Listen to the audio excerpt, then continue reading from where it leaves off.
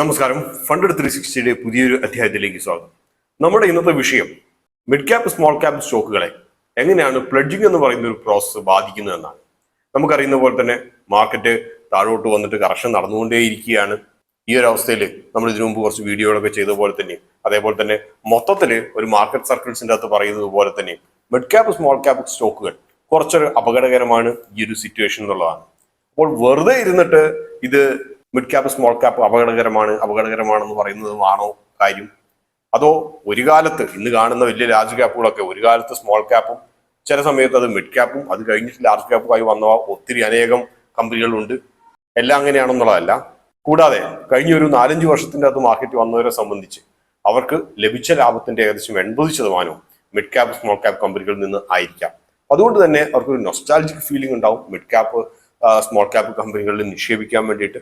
കാരണം large cap കമ്പനികളെ compare ചെയ്യുമ്പോൾ ഒരു ആവറേജ് CAGR ഒക്കെ ഒരു 20-22% ക്യാപ്പ് ചെയ്ത് നിൽക്കുമ്പോൾ മിഡ് ക്യാപ് സ്മോൾ ക്യാപ് കമ്പനികൾ അതിന് ഒരു 60-80% ലഭിച്ചിട്ടുണ്ടാകാം. പക്ഷെ പലപ്പോഴും നമ്മൾ മനസ്സിലാക്കാതെ പോകുന്ന ഒരു കാര്യം, ഇത് വളരെ ഒരു ഐസൊലേറ്റഡ് ആയിട്ടുള്ള കുറച്ചു കാലത്തേക്കുള്ള ഒരു പ്രതിഭാസമായിരുന്നു എന്നുള്ളതാണ്.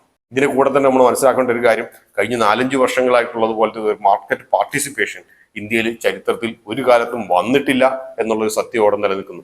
അപ്പോൾ എന്തുകൊണ്ടാണ് എല്ലാവരും ഇപ്പം മിഡ് ക്യാപ്പ് സ്മോൾ ക്യാപ്പ് ഒക്കെ ഭയങ്കര അപകടമാണെന്നുള്ളത് പറയുന്നത് എന്ന് വെച്ച് കഴിഞ്ഞാൽ പ്രത്യേകിച്ച് വലിയ കാരണങ്ങളൊന്നും നമ്മൾ കാര്യമായിട്ട് ആരും പറയുന്നതായിട്ട് കേട്ടിട്ടില്ല. പക്ഷേ അതിനകത്ത് തന്നെ നമുക്ക് ശ്രദ്ധിക്കേണ്ട ഒരു വലിയൊരു പാരാമീറ്ററാണ് പ്ലെഡ്ജിങ് എന്ന് പറയുന്നത്. അപ്പൊ പ്ലെഡ്ജ് ചെയ്യുന്നത് ഇത്ര വലിയൊരു കൊലപാതകമാണോ എന്ന് ചോദിച്ചു കഴിഞ്ഞാൽ അതൊരു വലിയൊരു കുറ്റകൃത്യമൊന്നും അല്ല. നമ്മൾ കഴിഞ്ഞ വർഷം അദാനി സ്റ്റോക്കുകൾ അനലൈസ് ചെയ്യുമ്പോൾ പറഞ്ഞിട്ടുണ്ടായിരുന്നു, അദാനിയുടെ ഒരു ക്യാഷ് ഫ്ലോ ഡൈനമിക്സ് എന്ന് പറയുന്നത് തന്നെ പ്ലെഡ്ജിങ് ആണ്. അഥവാ കടം ഒരു ആസ്തിയാക്കി മാറ്റുന്ന ഒരു ആർട്ട് ആൻഡ് സയൻസ് ആണ്. അത് വിചാരിച്ചിട്ട് എല്ലാവരും അദാനിയെ പോലെ ആ ഒരു കലയിൽ നന്നായിരിക്കണമെന്നൊരു നിർബന്ധവുമില്ല. മറ്റൊരാളാണ് അനിൽ അഗർവാൾ. അദ്ദേഹത്തിന്റെ കമ്പനികൾ എടുത്തു നോക്കുക, അത് ബാൽക്കോ ആകട്ടെ, ഹിന്ദുസ്ഥാൻ സിങ്ക് ആകട്ടെ, വേദാന്ത ആകട്ടെ, എല്ലാം മോശമില്ലാത്ത ഒരു ഷെയർസ്, പ്രൊമോട്ടർ ഷെയർസ് പ്ലെഡ്ജ് ചെയ്തിട്ടുണ്ടാകും.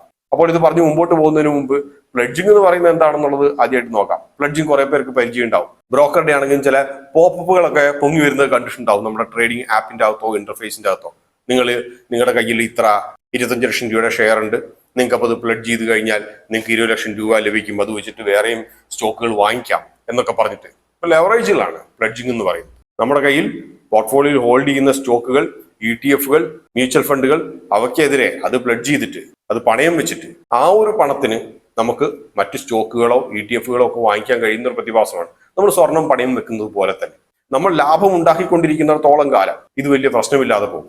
ഉദാഹരണമായിട്ട് പറയുകയാണെങ്കിൽ, നിങ്ങൾ ഈ സ്റ്റോക്കുകളൊക്കെ പണയം വെച്ചിരിക്കുന്നത് ഒരു 12% പലിശ നിരക്കിലാണെന്നിരിക്കട്ടെ. അത് കഴിഞ്ഞിട്ട് നിങ്ങൾക്ക് ഈ ലഭിക്കുന്ന പണം വെച്ചിട്ട് നിങ്ങൾക്ക് മറ്റ് സ്റ്റോക്കുകൾ വാങ്ങിച്ചിട്ട് 13% എങ്കിലും ലാഭം ഉണ്ടാക്കാൻ കഴിയുന്നുവെങ്കിൽ നിങ്ങൾക്ക് 1% ആ കിട്ടുന്ന ലാഭം വെറുതെ കിട്ടുന്ന ലാഭമാണ്. കാരണം നിങ്ങൾ കൂടുതലായിട്ട് ഫണ്ട്സ് ഡിപ്ലോയ് ചെയ്യാതെ ലഭിക്കുന്ന ലാഭമാണ്. അതേസമയം ഈ ഇങ്ങനെ ലെവറേജ് ചെയ്തെടുത്ത പണയം വെച്ചെടുത്ത പണം കൊണ്ട് നിങ്ങൾക്ക് 12% പലിശ കൊടുക്കുകയും 2% അതിന്റെ താഴെയോ ഒക്കെ മാത്രം ലാഭം ലഭിക്കുന്നുള്ളൂ എങ്കിൽ നിങ്ങൾക്ക് എഫക്റ്റീവ്ലി ഈ പണയം വെച്ച പലിശ അതിന്റെ കൂടെ തന്നെ വാങ്ങിച്ച സ്റ്റോക്കുകളുടെ മുകളിലുള്ള നഷ്ടം രണ്ടും കൂടി ചേർക്കുമ്പോൾ നഷ്ടം ഇരട്ടിച്ചതുപോലെയും ആംപ്ലിഫൈ ചെയ്തതുപോലെയും ഉണ്ടാകും. ഇതാണ് പണയം വെച്ചിട്ട് അഥവാ പ്ലെഡ്ജ് ചെയ്തിട്ട് നമ്മൾ ബിസിനസ് ചെയ്യുമ്പോഴുള്ള ഏറ്റവും വലിയൊരു റിസ്ക്. അപ്പൊ നമ്മൾ പ്രൊമോട്ടർ സ്റ്റേക്ക് പ്ലെഡ്ജ് ചെയ്യുന്നതിന്റെ കുഴപ്പങ്ങൾ നോക്കാം. പ്രൊമോട്ടർ സ്റ്റേക്ക് എന്തിനാണ് പ്ലെഡ്ജ് ചെയ്യേണ്ടത് വരുന്നതെന്ന് വെച്ച് കഴിഞ്ഞാൽ പലപ്പോഴും കമ്പനിയുടെ ബിസിനസ് എക്സ്പാൻഷന് വേണ്ടിയിട്ടാകാം, അല്ലെങ്കിൽ ചിലപ്പോൾ കമ്പനി തന്നെ നഷ്ടങ്ങൾ നേരിടുമ്പോഴാകാം. ചുരുക്കി പറഞ്ഞാൽ പണത്തിന്റെ ആവശ്യത്തിനാണ് പലപ്പോഴും പ്ലെഡ്ജ് ചെയ്യാറ് എന്ന് നമുക്ക് ചെറുതായിട്ട് പറയാൻ കഴിയും. അപ്പോൾ ഈ പണം എന്തിനു വേണ്ടി ഉപയോഗിക്കുന്നു എന്നുള്ളതാണ് വലിയൊരു ചോദ്യം. ഈ പണം ഉപയോഗിക്കുന്നത് കൊണ്ട് ആ പണം വെച്ചിട്ട് ഇതിനേക്കാൾ കൂടുതൽ ലാഭമുള്ള ബിസിനസ് ആണോ ചെയ്യുന്നതെന്നാണ്. അത് ആണോ അല്ലയോ എന്ന് തിരിച്ചറിയണമെങ്കിൽ ആദ്യമായിട്ട് ചെയ്യേണ്ട ഒരു കാര്യം കമ്പനിയുടെ പ്രോഫിറ്റ് മാർജിൻസിനെ കുറിച്ച് നമുക്ക് ഒരു അവഗാഹം ഉണ്ടായിരിക്കുക എന്നുള്ളതാണ്. വളരെ ചെറിയ ലീൻ പ്രോഫിറ്റ് മാർജിന് വർക്ക് ചെയ്യുന്ന കമ്പനികൾ അവ സ്റ്റോക്ക് പ്ലെഡ്ജ് ചെയ്തിട്ട് ബിസിനസ് ചെയ്യുന്നുണ്ട് എങ്കിൽ നമുക്ക് ഏകദേശം മനസ്സിലാക്കേണ്ട ഒരു കാര്യം, ആ ഒരു ബിസിനസ് കടം വേണ്ട രീതിയിൽ ക്യാപിറ്റലൈസ് ചെയ്യാൻ പറ്റുന്നില്ല എന്നുള്ളതാണ്. മറ്റൊരു പ്രശ്നം, ഈ ഒരു മിഡ് ക്യാപ്പ് സ്മോൾ ക്യാപ്പിന്റെ കാര്യം പറഞ്ഞപ്പോൾ എന്തുകൊണ്ടാണ് ഇത് വളരെ അപകടം പിടിച്ച കാര്യമായിട്ട് പരിണമിക്കുന്നതെന്ന് പറയാം. കാരണം ഉദാഹരണമായിട്ട് നിങ്ങളൊരു ഏതെങ്കിലും ഒരു സ്റ്റോക്ക് എടുക്കുക, ആ ഒരു കമ്പനിയുടെ സ്റ്റോക്ക് 50% കമ്പനി പ്രൊമോട്ടർ പ്ലെഡ്ജ് ചെയ്തു എന്നിരിക്കട്ടെ. ഇപ്പോൾ ആ ഒരു കമ്പനിയുടെ വില 100 രൂപയാണ്. ഹെയർ കട്ട് കഴിഞ്ഞിട്ട് കമ്പനിക്ക് ഇപ്പോൾ മാർക്കറ്റ് വിലയുടെ 80% പ്ലെഡ്ജ് എടുത്ത NBFC അല്ലെങ്കിൽ ബാങ്ക് അവർ നൽകുന്നു എന്നിരിക്കട്ടെ. അപ്പോൾ ഇദ്ദേഹം 100 ഷെയർസ് ആണ് പ്ലെഡ്ജ് ചെയ്തെന്നിരിക്കട്ടെ പ്രൊമോട്ടർ. അങ്ങനെയാണെങ്കിൽ 100 × 100 എന്ന് പറയുന്ന 10,000 രൂപയുടെ 80% 8,000 രൂപ ലഭിക്കും. ലെൻഡറുടെ പോളിസി, പണം കടം കൊടുക്കുന്ന ആളുടെ പോളിസി ഈ ഒരു അണ്ടർലൈങ് അസറ്റിന്റെ 80% മാത്രമേ കൊടുക്കുകയുള്ളൂ എന്ന് വെച്ചു കഴിഞ്ഞാൽ ഈ ഒരു കമ്പനി 100 രൂപ വിലയുള്ള ഈ ഒരു കമ്പനിയുടെ ഷെയറിന്റെ വില 50 രൂപയിലേക്ക് ഇടിയുകയാണെങ്കിൽ ഒന്നുകിൽ പ്രൊമോട്ടർ വീണ്ടും ഒരു 100 ഷെയർ കൂടെ പ്ലഡ്ജ് ചെയ്ത് കൊടുക്കേണ്ടി വരും, അല്ലെങ്കിൽ 8,000-ന്റെയും 4,000-ന്റെയും ഡിഫറൻസ് ആയിട്ടുള്ള 4,000 രൂപ പണമായിട്ട് NBFCക്ക് പ്ലഡ്ജ് ചെയ്ത് കൊടുത്ത് ആൾക്ക് കൊടുക്കേണ്ടി വരും. നമ്മൾ സ്വർണം പണയം വെക്കുന്നതിന് തത്തുല്യമായിട്ടുള്ള ഒരു കാര്യമാണ്. അപ്പോൾ ഇവിടെ സംഭവിക്കുന്ന ഒരു കാര്യം, മാർക്കറ്റ് സാധാരണ രീതിയിൽ ഡൗൺ ട്രെൻഡിലേക്ക് പോകുന്നത് പ്രത്യേകിച്ച് ഇന്നത്തെ രീതിയിലൊക്കെ ഉള്ള പോലെ മാക്രോ എക്കണോമിക് ഫാക്ടേഴ്സ് അത്ര നല്ലതായിരിക്കും അല്ലാതിരിക്കുമ്പോഴാണ്. അതിന്റെ അർത്ഥം കമ്പനി മാത്രമല്ല രാജ്യം മൊത്തം ഒരു ചെറിയൊരു സ്ലോ ഡൗൺ നേരിടുന്നു എന്നാണ്. അപ്പോൾ ബിസിനസ് കുറയും, മാർജിൻസ് കുറയും. ഈ ഒരു പരിസ്ഥിതിയിലാണ് കമ്പനി കൂടുതൽ പണമായിട്ടോ കൂടുതൽ പ്ലഡ്ജോ ചെയ്യേണ്ടതായിട്ടുള്ള അവസ്ഥ വരുന്നത്. അതേസമയം ചില കമ്പനികൾ കാണാം 100% പ്രൊമോട്ടർ ഹോൾഡിംഗ് പ്ലഡ്ജ് ചെയ്തിട്ടുണ്ടാകാം. ഇപ്പോൾ സെജിലിറ്റി ഒക്കെ പോലത്തെ ഷെയറും അത് ഒന്ന് മാത്രമൊന്നുമല്ല, കുറേ ഉണ്ട്. നമ്മൾ BSEയുടെ ഇതെടുത്ത് നോക്കിക്കഴിഞ്ഞാൽ നമുക്ക് കാണാൻ കഴിയും. അപ്പോൾ 100% അപ്പുറത്തേക്ക് പിന്നെ ഒന്നും ചെയ്യാൻ കഴിയില്ല. അപ്പോൾ എന്ത് ചെയ്യും? പണമായിട്ട് കൊടുക്കേണ്ടി വരും. പണമായിട്ട് കൊടുക്കാൻ സാധാരണ രീതിയിൽ 100% പ്ലഡ്ജ് ചെയ്തിട്ടുള്ള ഒരു കമ്പനിയെ സംബന്ധിച്ച് പണമായിട്ട് പിന്നെ ഫണ്ട് റൈസ് ചെയ്യാൻ വളരെ ബുദ്ധിമുട്ടാണ്. ഒരു ബാങ്കിന്റെ അടുത്ത് നിന്ന് ചോദിച്ചാൽ പോലും കമ്പനിയുടെ പ്രോസ്പെക്ട്സ് കണ്ടിട്ട് ബാങ്ക് കൊടുക്കില്ല. അഥവാ കൊടുക്കുകയാണെങ്കിൽ തന്നെ ഈ പ്ലഡ്ജ് ചെയ്യുന്ന പെർസെന്റേജിനേക്കാളും വളരെ ഉയർന്ന പലിശ നിരക്കിലായിരിക്കും ബാങ്ക് പണം കൊടുക്കുക. അപ്പോൾ പിന്നെ സാധാരണ ചെയ്യാറുള്ള ഒരു കാര്യം, പ്രൊമോട്ടേഴ്സ് അത് NBFCയോട് തന്നെ ഏറ്റെടുത്തോളം പറയും. അവരെന്ത് ചെയ്യും? മാർക്കറ്റിൽ കൊണ്ടുപോയി സെല്ല് ചെയ്യും. ഉദാഹരണമായിട്ട് പറയുകയാണെങ്കിൽ നേരത്തെ പറഞ്ഞ അതേ ഉദാഹരണം, 100 ഷെയർ 100 രൂപ വിലയുള്ളപ്പോൾ 20% ഹെയർ കട്ട് കഴിഞ്ഞിട്ട് 8,000 രൂപ നൽകിയിട്ടുണ്ട് എങ്കിൽ ഇപ്പോൾ വില ഇടിഞ്ഞ് 50 രൂപയിൽ എത്തിയിട്ടുണ്ടെങ്കിൽ 4,000 രൂപ ഒന്നുകിൽ അടക്കണം, അല്ലെങ്കിൽ 100 ഷെയറും കൂടെ പ്ലഡ്ജ് ചെയ്ത് കൊടുക്കണം. രണ്ടും പറ്റില്ലെങ്കിൽ കമ്പനി എന്ത് ചെയ്യുമെന്ന് വെച്ച് കഴിഞ്ഞാൽ പ്ലഡ്ജ് ചെയ്തതിൽ 50 ഷെയർ എടുത്ത് വിൽക്കും. വിറ്റിട്ട് ഈ ഒരു 4,000 രൂപ എന്താണെന്ന് വെച്ച് കഴിഞ്ഞാൽ മുതലാക്കും. അപ്പോൾ ഈ വിൽപ്പനയിലൂടെ എന്ത് സംഭവിക്കും? മാർക്കറ്റിൽ പെട്ടെന്നൊരു ദിവസം സർപ്ലസ് സെല്ലിംഗ് പ്രഷർ വരും, വീണ്ടും താഴേക്ക് പോകും. അപ്പോൾ ഓൾറെഡി 50 ഹോൾഡ് ചെയ്യുന്ന NBFCയുടെ കയ്യിൽ ഉള്ളതിൻ്റെ വീണ്ടും വിലയിടിയും, അത് വീണ്ടും വിൽപ്പനയിലേക്ക്. ഇങ്ങനെയാണ് പലപ്പോഴും പല കമ്പനികളും താഴേക്ക് പോകുന്നത്. പ്ലഡ്ജിങ്ങിന്റെ ഏറ്റവും വലിയ ദുരന്ത ഫലവും ഇതാണ്. 100% കമ്പനിയുടെ ഷെയർസ് പ്ലഡ്ജ് ചെയ്തിട്ടുണ്ടെങ്കിൽ പിന്നെ പ്രൊമോട്ടർക്ക് പിന്നെ ഒന്നും നോക്കാനില്ല. ഇതിന്റെ അകത്ത് ബാക്കിയുള്ളത് കുടുങ്ങിപ്പോയ റീറ്റെയിൽ ഇൻവെസ്റ്റേഴ്സ് ആയിരിക്കും പ്രധാനമായിട്ടും ബാധിക്കുക. അടുത്തായിട്ട് സ്മോൾ ക്യാപ്പ് മിഡ് ക്യാപ്പ് കമ്പനികൾ ഷെയർ പ്ലഡ്ജ് ചെയ്തവർക്ക് എന്ത് സംഭവിക്കുന്നു ഒരു മാർക്കറ്റ് കറക്ഷൻ കഴിഞ്ഞാലുള്ളത് കൂടി നോക്കാം. അപ്പൊ ഈ പറഞ്ഞ പോലെ താഴേക്ക് വരുമ്പോൾ ഒന്നുകിൽ പണം കൊടുത്തുകൊണ്ടിരിക്കണം, അല്ലെങ്കിൽ കൂടുതൽ പ്ലഡ്ജ് ചെയ്തുകൊണ്ടിരിക്കണം ഈ കമ്പനികൾ. NBFCയുടെ കയ്യിലുള്ള ഹോൾഡിങ്സ് അതേപോലെ നിലനിർത്തണമെങ്കിൽ. അപ്പോൾ ഇതിന്റെ ഫലമായിട്ട് എന്ത് സംഭവിക്കുന്നു? കമ്പനിയുടെ ക്യാഷ് റിസർവ്സിലുള്ള പണമാണ് എടുത്തിട്ട് ഈ പറഞ്ഞതുപോലെ ഒരു പ്രത്യേക കമ്പനിയുടെ ഷെയർ പ്ലഡ്ജ് ചെയ്തതിന്റെ വില താഴേക്ക് വരുമ്പോൾ കൊടുത്തുകൊണ്ടിരിക്കുന്നു.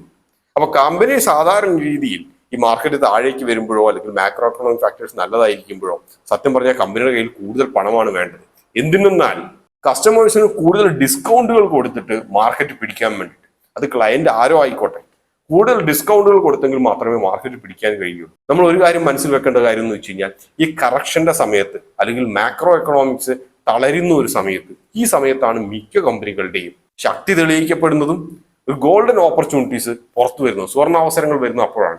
എന്തുകൊണ്ടാണെന്ന് വെച്ച് കഴിഞ്ഞാൽ നല്ല ഫിനാൻഷ്യൽസും മാക്രോ എക്കണോമിക്സും നന്നായിട്ട് പെർഫോം ചെയ്യുന്ന സമയത്ത് ഒത്തിരി കുഞ്ഞൻ കമ്പനികളൊക്കെ ഉയർന്നു വരും. ഇവരെല്ലാവരും വളരെ കോമ്പറ്റേറ്റീവ് ആയിട്ടുള്ള ബിഡ്സ് ഒക്കെ കൊടുത്തിട്ട് പല പ്രോജക്ട്സും ഏറ്റെടുക്കും, പ്രോഡക്ട്സും ചെലവാക്കും. അപ്പൊ ഇതിന്റെ അകത്തൊക്കെ ഒരു ഫാൻസി അല്ലെങ്കിൽ സ്റ്റോറി മാത്രം പറയുന്നത് കൊണ്ട്, ഉദാഹരണമായിട്ട് പറയുകയാണെങ്കിൽ വെളുക്കാൻ വേണ്ടി തേക്കുന്ന ഒരു സോപ്പ്, അതൊരു വളരെ സ്മോൾ ക്യാപ്പ് കമ്പനി, ഒരു കുഞ്ഞൻ കമ്പനി പുതുതായിട്ട് പുറത്തിറക്കിയെന്നിരിക്കുക. അതിന്റെ പ്രൈസിങ് 100 ഗ്രാമിന് 200 രൂപയാണ്. അതേസമയം ലക്സ് സോപ്പ് ഉദാഹരണമായിട്ട് കൃത്യമായിട്ട് എനിക്കറിയില്ല, 100 ഗ്രാമിന് 50 രൂപ നിൽക്കട്ടെ. പക്ഷെ എങ്കിൽ പോലും ഈ കുഞ്ഞൻ കമ്പനി, ഇതുവരെ കേൾക്കാത്ത കമ്പനി, ഇത് തേച്ചാൽ നിങ്ങൾ വെളുക്കും, ഇതിന്റെ അകത്ത് ഇന്ന സാധനങ്ങളൊക്കെ ഉണ്ട്, മുതിരയും പരിപ്പും ഒക്കെ ചേർത്താണ് എന്നൊക്കെ പറഞ്ഞിട്ട് ഒരു കഥ അങ്ങോട്ട് മെനഞ്ഞ് അതൊരു സ്റ്റോറി ആക്കി ഒരു അഡ്വർടൈസ്മെന്റ് ആക്കി വിടുന്നതോട് കൂടിയിട്ട് മാക്രോ എക്കണോമിക് ഫാക്ടേഴ്സ് നല്ലതായിരിക്കുകയും പർച്ചേസിംഗ് പവർ നല്ലതായിട്ട് ഇരിക്കുന്ന ഒരു ജനതയുടെ ഇടയിൽ അത് നന്നായിട്ട് ചിലവാകും. ലക്സ് സോപ്പിനേക്കാൾ നന്നാവും. ചിലപ്പോൾ ലക്സ് സോപ്പിന്റെ, അതായത് പാരമ്പര്യമായിട്ട് സിനിമാക്കാരെ തേച്ച് വെളുത്തുകൊണ്ടിരിക്കുന്ന ആ ഒരു സോപ്പിന്റെ മാർക്കറ്റ് ഷെയർ ചിലപ്പോൾ ഈ കമ്പനി എടുത്തിട്ട് പോയേക്കാം. പക്ഷെ പ്രശ്നം എവിടെ വരുന്നു എന്ന് വെച്ച് കഴിഞ്ഞാൽ ഇതേപോലെ ഒരു മാർക്കറ്റ് തളർച്ചയും ഒക്കെ വരുമ്പോൾ ജനങ്ങൾ വെളുക്കാൻ വേണ്ടി നോക്കില്ല, പരമാവധി കുടുംബം വെളുക്കാതിരിക്കാൻ വേണ്ടിയിട്ടുള്ള എന്താ വിദ്യ എന്ന് നോക്കും. ബാർ സോപ്പ് വരെ ചിലപ്പോൾ തേച്ച് കുളിച്ചു കളയും. ഈ സമയത്ത് ഈ 200 രൂപയുടെ വെളുക്കാൻ വേണ്ടിയിട്ടുള്ള സോപ്പ് അത് ചെലവില്ലാതെ വരും. അതേസമയം വലിയ ക്യാഷ് റിച്ച് ആയിട്ടുള്ള കമ്പനികൾ അവർ ജനങ്ങളുടെ ഇത് തിരിച്ചറിഞ്ഞിട്ട് മാർജിൻസ് കുറച്ചിട്ട് ഡിസ്കൗണ്ട് ചെയ്തിട്ട് നേരത്തെ പോയ മാർക്കറ്റ് ഉൾപ്പെടെ തിരിച്ചു പിടിക്കും. ചിലപ്പം മറ്റേ കമ്പനിയുടെ 100%, കുഞ്ഞൻ കമ്പനിയുടെ 100% മാർക്കറ്റ് ഷെയറും തിരിച്ചു പിടിച്ചേക്കാം. അപ്പോൾ ആദ്യം വേണ്ടത് പ്ലഡ്ജ് ചെയ്യാത്ത ഒരു ബുക്സും കയ്യിൽ കുറെ ക്യാഷുമാണ്. ഇത് രണ്ടും സാധാരണ രീതിയിൽ മിഡ് ക്യാപ്പ് സ്മോൾ ക്യാപ്പ് കമ്പനികൾക്ക്, പ്രത്യേകിച്ച് പ്രൊമോട്ടർ സ്റ്റേക്ക് പ്ലെഡ്ജ് ചെയ്ത കമ്പനികൾക്ക് ഉണ്ടാകാറില്ല എന്നുള്ള ഒരു സത്യം അവിടെ നിലനിൽക്കുന്നു. അതുകൊണ്ടാണ് നമ്മൾ പലപ്പോഴും പറയാറുള്ളത്, ഒരു ക്രാഷ് വന്നിട്ട് തിരിച്ചു കയറുന്ന സമയത്ത് ലാർജ് ക്യാപ്പ് കമ്പനികൾ പെട്ടെന്ന് കയറുകയും അതേസമയം പ്ലെഡ്ജ് ചെയ്യപ്പെട്ട മിഡ് ക്യാപ്പ് സ്മോൾ ക്യാപ്പ് കമ്പനികൾ പതുക്കെ കയറാനും ഉള്ള കാരണം, ചിലപ്പോൾ പതുക്കെ കയറുകയല്ല, ചിലപ്പോൾ കയറ്റം തന്നെ ഇല്ലാണ്ടിരിക്കാം. അതുകൊണ്ട് നമ്മൾ ഈ ഒരു മാർക്കറ്റ് ക്രാഷിന്റെ ഇടയിൽ ഏതെങ്കിലും കമ്പനികൾ ഈ പറഞ്ഞ പോലെ ബൈ ഓൺ ടിപ്സ് എന്നൊക്കെ പറഞ്ഞ് കേട്ടിട്ട് ഇറങ്ങി പുറപ്പെടുന്നുണ്ട് എങ്കിൽ ഒന്നുകൂടി അതിന്റെ ബാലൻസ് ഷീറ്റും നമ്പേഴ്സും ബുക്സും ഒക്കെ ഒന്നും കൂടി പരിശോധിക്കുക. പ്ലെഡ്ജിങ് എത്ര ശതമാനം ഉണ്ട് എന്ന് നോക്കുക, ക്യാഷ് എത്ര ഉണ്ടെന്ന് നോക്കുക. ആത്യന്തികമായിട്ട് പറയുമ്പോൾ പൈസ കയ്യിൽ എത്ര ഉണ്ടെന്നുള്ളതാണ് ആത്യന്തികമായിട്ടുള്ള ഒരു ചോദ്യം. അത് എത്ര ഉണ്ടെന്ന് നോക്കുക. കഷ്ടകാലങ്ങളിൽ പിടിച്ചു നിൽക്കാൻ വേണ്ടിയിട്ടുള്ളതുണ്ടോ, കൂടുതൽ മാർക്കറ്റ് ഷെയർ വർദ്ധിപ്പിക്കാൻ വേണ്ടിയിട്ടുള്ള ഒരു ബാക്കപ്പ് ഉണ്ടോ എന്നിവയെല്ലാം നോക്കുക. അങ്ങനെയുള്ള കമ്പനികൾ, അത് സ്മോൾ ക്യാപ്പ് ആണെങ്കിലും ശരി മിഡ് ക്യാപ്പ് ആണെങ്കിലും ശരി, ഈ ഒരു മാർക്കറ്റ് കറക്ഷൻ കഴിഞ്ഞ് തിരിച്ചു കയറുമ്പോൾ അവ മറ്റുള്ളതിനേക്കാളും വളരെ പെട്ടെന്ന് കയറും. അല്ലാതെ നമ്മുടെ കയ്യിൽ ഇപ്പോൾ ഓൾറെഡി ഏതെങ്കിലും മിഡ് ക്യാപ്പ് സ്മോൾ ക്യാപ്പ് ഉണ്ട്, ഇപ്പൊ അതിന്റെ വില ഇടിഞ്ഞിട്ട് 1/3 കുറഞ്ഞു, അതുകൊണ്ട് ഞാനത് കൂടുതൽ വാങ്ങിച്ചു കൂട്ടിയേക്കാം എന്ന് കരുതരുത്. കയ്യിലുള്ള എല്ലാ ഷെയറും എല്ലാ സ്റ്റോക്സും പോർട്ട്ഫോളിയോയിലുള്ളത് ഈ പറഞ്ഞ പാരാമീറ്റേഴ്സ് ഒക്കെ വെച്ചിട്ട് ഒന്ന് ഇവാലുവേറ്റ് ചെയ്യാം. ഈ ഒരു ചെറിയ പാരാമീറ്റർ ഒക്കെ നമ്മൾ വാല്യുവേഷന്റെ സമയത്തൊക്കെ പറയാമെന്ന് വെച്ചാൽ, വാല്യുവേഷന്റെ ഒരു സീരീസ് തുടങ്ങുന്ന സമയത്ത് പറയാമെന്ന് വെച്ചതാണ്. പക്ഷേ ഈ ഒരു പ്രത്യേക കാര്യം ഇപ്പോൾ കുറച്ച് ഉചിതമായിട്ടുള്ള ഒരു സമയമായതുകൊണ്ട് പറയുന്നു എന്ന് മാത്രം. ഒരു ശുഭദിനം ആശംസിച്ചുകൊണ്ട് ഈ അധ്യായയുടെ പൂർണ്ണമാക്കിയാണ് മറ്റൊരു അധ്യായത്തിൽ വീണ്ടും കാണാം. അതുവരെ നന്ദി.